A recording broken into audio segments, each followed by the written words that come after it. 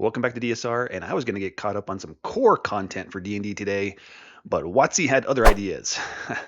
We have Villainous Options 2, and no, this is not the updated version of the Villainous Options 1 that we just finished, the survey just ended, and they released this one. This is more villainous content. Let's get into it. All right, here is the designer article on this Villainous Options 2 UA, and here we are going to do the Warrior of Venom Monk, which is interesting. We got the Warrior of Pestilence from Crooked Moon. So already this one feels similar in theme. We'll have to see how this one's done. Also, there's a bit of an overlap with the Mercy Monk, right? Which kind of has this venom, poison dark side to it as well. So I'm interested to see how they do this one. Warriors of Venom exploit their own bodily toxins to impair and envenom foes. The subclass takes inspiration from poison in all its forms. While the word venom might call to mind images of snakes or spiders, we also wanted these monks to emulate chemicals and synthesize toxins, such as hallucinogenic vapors and truth serum. Okay. As a monk advances in level, they apply these toxins more efficiently, progressing from coating weapons and venom to delivering toxins with a touch through their blood, and finally with their breath. All right. And I like that they're thinking about weapons. I think it's a little bit too overdone that we have so many monks that are doing extra things, but only with unarmed strikes. It would be nice to see some monk features where it's with weapons and not just unarmed strikes. Then Toxic Blood feature in this subclass leverages a mechanical lever 5th edition didn't have prior to 2024, which is the bloodied condition. Yep, which is nice. Like seeing them use that. We're really excited about this one. When an attacker hits the monk with a melee attack roll, the monk's toxic blood splashes onto the attacker, dealing damage in return, and when the monk is bloodied, that damage is greater. Okay, they're excited about it, so we'll have to see how they've done it. And to the PDF, Warrior of Venom Monk, channel the cauldron of your own toxicity. That's pretty cool flavor text right off the bat. Warriors of Venom pollute their internal reservoirs of power to become poison incarnate. Through years of focus on the study of poison in all its forms, these monks learn to harness their own toxicity to impair and envenom foes. Contact with a warrior of venom, even the slightest touch or a single drop of blood, can be as deadly as a viper's bite. All right. Envenom weapon. At the start of your turn, you can expend 1 focus point to apply a toxin produced from your blood to 1 monk weapon that you're holding. All right, I like the weapons. A creature that takes damage from the weapon is subjected to one of the following toxin effects. Choose when you apply the toxin, not when you hit them with it. All right, so slowing toxin until the start of your next turn. The target speed is halved. It can't take reactions, and it can't take either a bonus, and it can take either an action or a bonus action on its turn, not both. Removing reactions is good, but that whole bonus action versus action choice for monsters usually isn't meaningful because most monsters don't have a bonus action. So of course they'll just choose action. So most of the time, what that's going to do is all it's going to do is slow their movement speed in half and make them not be able to take reactions. Okay. Then Venom, the target takes poison damage equal to 2 rolls of your martial arts die. Whoa. Yeah. Okay. The toxin retains potency for 1 minute or until a creature takes damage from the weapon. Okay. So it's only 1 hit each time you apply the toxin. Okay, at the start of your turn, you can expend 1 focus point to apply a toxin produced from your blood to 1 monk weapon. So you're spending this focus point. It's no action economy to apply it. So basically, at best, you're going to get that extra 2 rolls of your martial arts die in poison damage once per round, at best. Now, if you miss and don't ever land a hit in 1 round, it'll last till the next one. That's just going to save you a focus point, I guess. Okay, this is okay, not great. But on the other hand, if they said it was on every hit that thing makes now for the next minute, that weapon hits for the next minute, that might be too much. So they'd have to find a middle ground to make this, like an A, but not too powerful. All right. Also, level 3, potent arsenal. You gain a poisoner's kit, of course, and you have proficiency with it, of course. When creating a basic poison, you can do so over the course of 1 day, 8 hours of work. Additionally, whenever you deal poison damage with a monk feature or monk weapon, you can change the damage type to acid. There we go. We've had so many features that needed that right there. So many. So fantastic. All right. Glad they can do that. And that way you can still be poisoning undead, but now it just like dissolves their body with acid instead of being an actual poison. Makes a lot of sense. And I think we've been asking for that one for like a year now. So great. I love that. 8 hours. Okay, so creating a basic poison, it only boosts your crafting speed with basic poison and not other kinds of poison, which is a little bit disappointing. It would be nice if this applied to all kinds of poison and just was faster, but basic poison takes 5 days to craft. So you're going to do it in 1 day, which means you're cutting out 80% of the time. Okay, not bad. It'd be a little, I mean, it would be easier to use if it was like concurrent with your long rest, you can craft basic poison, one basic poison. And that way you'd have a vial of basic poison every day.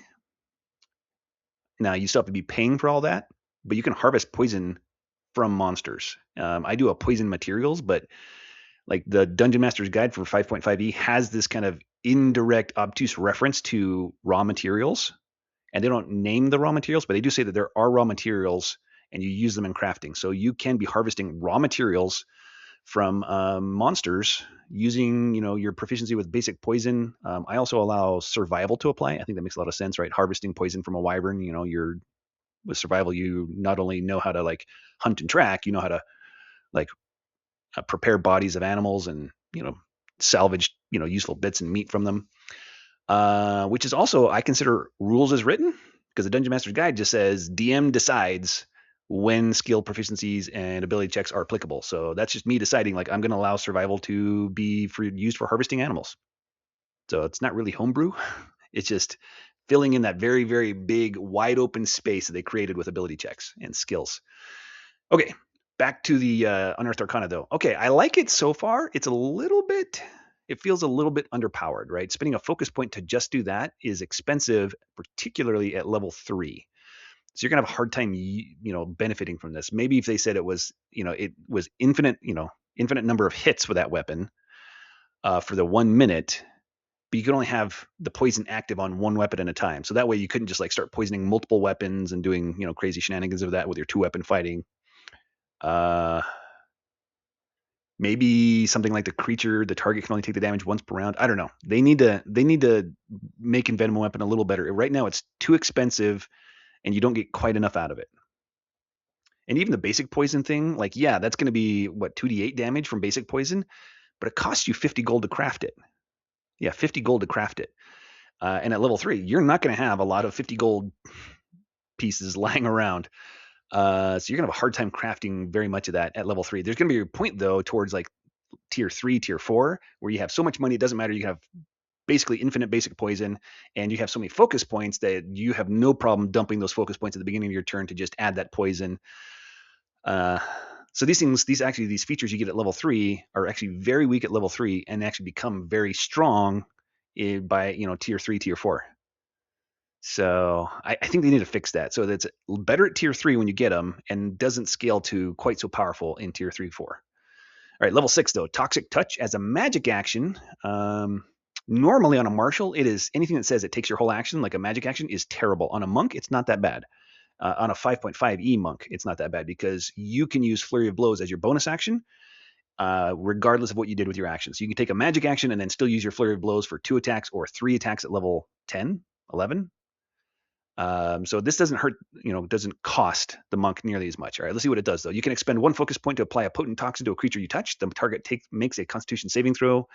On a failed save, the target has the poison condition for 1 minute. While poison, the target is affected by one of the following effects of your choice. So they're going to really need to work to differentiate this because the Mercy Monk can also deal poison damage and cause the poison condition. I think they get the ability to cause the poison condition at level 6 as well. All right, so you get to add one of these effects on top of it when the creature is poisoned. Intoxicant, the target has the charm condition for the duration or until you or your allies deal damage to the target. Okay, that's interesting in combat, and you're going to be, right, I guess it says as a magic action you touch them. So you don't actually have to hit them or deal damage. You could be doing this out of combat and charm them. Okay, I like that. I like that a lot more than I did at first because this gives the monk something powerful they can do. Yeah, relatively powerful that they can do out of combat in a social encounter. And monks are great in combat now. They're really, really strong in combat in 5.5. And they have nothing else, almost nothing else to bring to the table out of combat. They can kind of be stealthy, which isn't the same as being a scout. They need to be, they don't have baked in the ability to deal with locks and like um, traps and things like that. So they're not like, and they don't have reliable talent. They just have a good, you know, dexterity score and the ability to be proficient with stealth. So out of the box, they're an okay scout, not a great scout, like a B tier scout. I'm not even sure they're B tier scout. And that's basically all they bring to the table outside of combat. So I like that. All right, sedative. The creature falls asleep and has the unconscious condition for the duration. Another creature can use an action to shake it awake and remove the condition. Okay, I like this one as well. Like you could use it in combat, but you could also use it out of combat, right? On a stealth scouting mission. And because it's a magic action, but not a casting a spell, you can be hidden, sneak up to somebody, boop, touch them, knock them out, put the guard to sleep. You don't have to kill them, because maybe they're not an actual enemy, or maybe you just don't want them to raise the alarm when they wake up. It doesn't say how long they're asleep, though. They should probably add that, right? Are they asleep for 8 hours? Are they asleep for 1 hour? You probably need to add some sort of duration there. But otherwise, I like that. And then truth serum. The target can't knowingly communicate a lie for the duration. And is that all we get at level 6? That is all we get at level 6. I like these features. The poison condition is probably the most powerful condition of all of these things that you're getting at level 6 that you can do in combat. And you're getting a bunch of things you can do outside of combat. So I like it. I think, though, so far, this thing's going to be relative to all the other monk subclasses, probably the weakest in combat because of the scaling effect of Venom Weapon and Potent Arsenal. Those things are going to scale way up at the end, and right now are still probably too weak, right? With your focus points, you're probably still far better off spending your focus points on just flurry of blows every round and don't do Venom Weapon because you just don't have that many. Maybe you've got a few extras. It really depends on how many combats you're going to have. Do you know how many combats you're going to have? So, yeah. And how much money are you willing to just dump on poison crafting? Okay, level 11, Toxin Refiner. Your body can filter poison. You gain immunity to poison damage. Snap. Seems like we should have gotten resistance to poison damage somewhere along the way. Level 6 probably. We should have gotten resistance to poison damage that now upgrades to poison immunity. Whenever you are subjected to poison damage, your Venom Weapon options each deal extra poison damage equal to one roll of your martial arts die. Your Venom Weapon options both deal damage now. So even if you do Slowing Toxin, your Slowing Toxin is now going to do a roll of martial arts die in poison damage, and your Envenom will do 3 rolls of your martial arts die in poison damage. And that triggers when you are subjected to poison damage, even though you're immune. And you can't gain this benefit again until the end of your next turn. Okay, so you're hit once. That means the next time you use Slowing Toxin or Venom, yeah, then it's going to deal the extra damage, and then it's gone. You only get one use every time you are dealt poison damage, and then you're immune to it.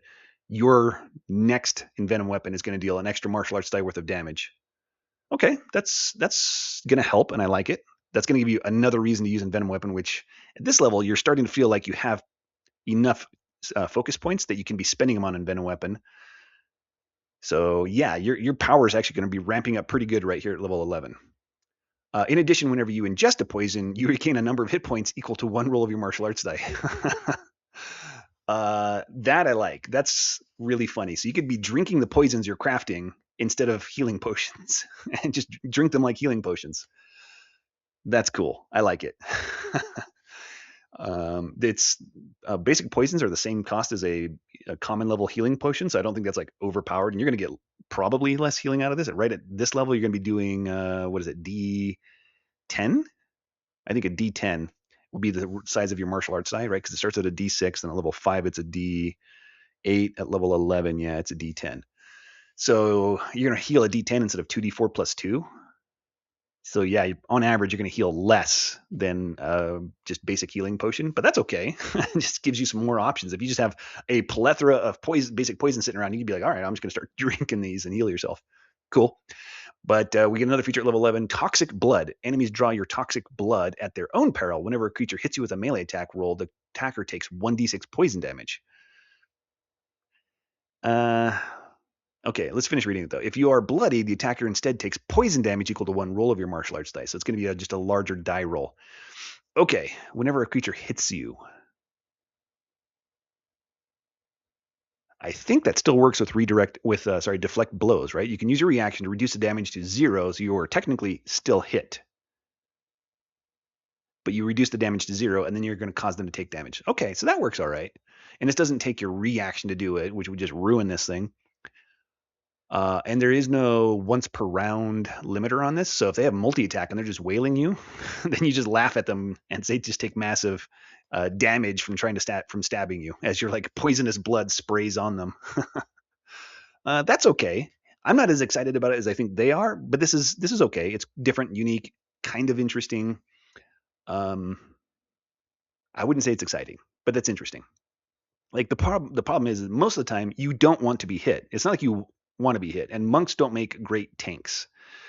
If you make a grapple monk, you know, then you're encouraging. It's like the same thing as taunting. So you're encouraging them to attack you because they have disadvantage to attack anyone else. But the problem is the monk's best defensive feature, their number one defensive feature, is that the deflect attack, which is a reaction. So they're going to do it once per round. So if they're attacked more than once per round, they start to be in trouble. Now they could dodge with patient defense, but then they're causing everything to have disadvantage on attack rolls against them, which is discouraging them from attacking them. So you're no longer going to be drawing um, attacks from the enemies. It's like for this kind of a feature, it needs to be on somebody who is like the barbarian, right? The barbarian is encouraging people to attack me. Yeah, I want you to attack me, but I'm going to take half damage from everything because I have rage resistance, right? That's the mix that makes a feature like this exciting. And the monk doesn't have that, and this is the opposite of what a monk wants. Now at level 18, they get perfect defense. I forget the name of it, where they can just at the start of the turn spend 3 focus points and have resistance to everything but force damage for the next minute.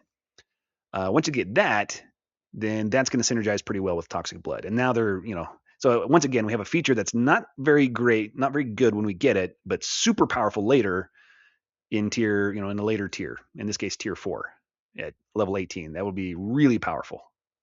And level 17, hallucinogenic breath. Hallucinogenic. I like that. When you take the attack action on your turn, you can expend 2 focus points and then replace one of your attacks with an exhalation of hallucinogenic vapors at one creature you can see within 30 feet. The target must make a Constitution saving throw. On a failed save, the target takes poison damage equal to 3 rolls of your martial arts die and has the frightened condition for 1 minute or until the target takes damage. While frightened, the target takes the dash action and moves away from you by the safest route on each of its turns unless there is nowhere to move. On a successful save, a creature takes half as much damage only. Interesting. So single target, not a group. I would have expected this to be like a cone effect.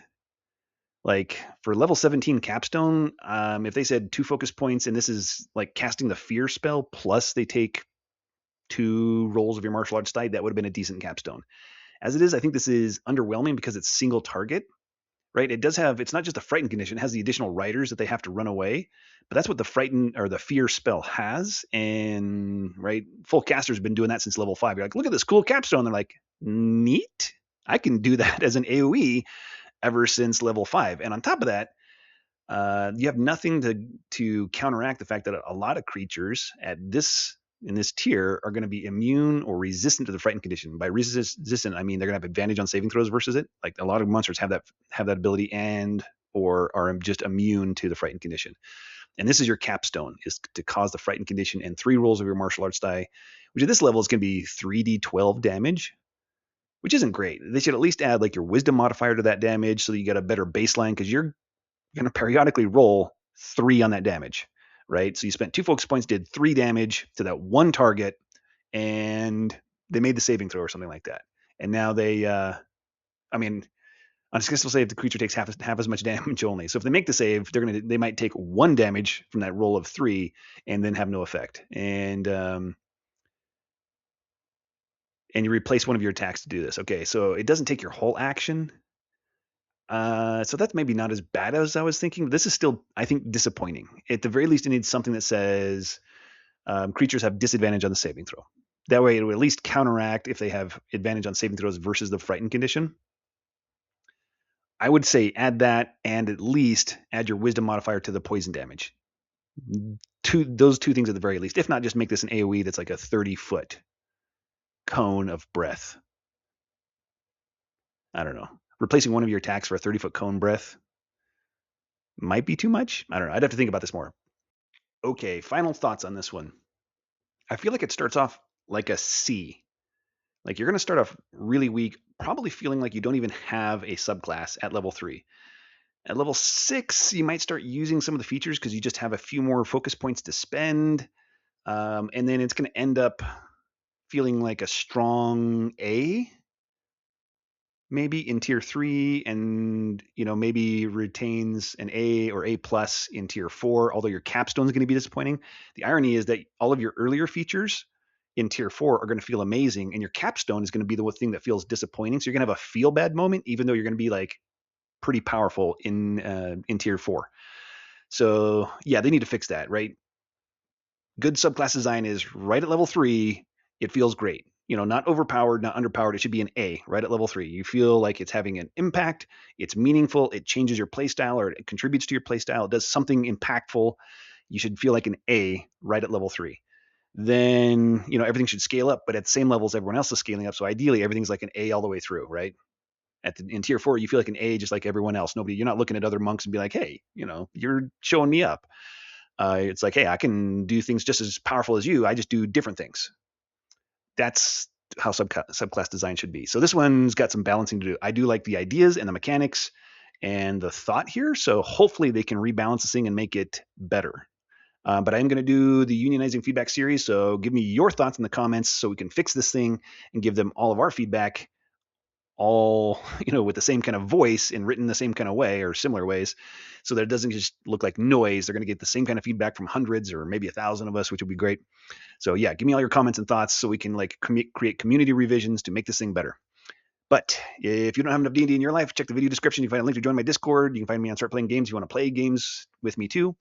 D&D is a game, so yes, remember to be cool when you play D&D, because it is for fun. There's no other point. All right, so remember to be cool when you play D&D. Okay, catch you next time.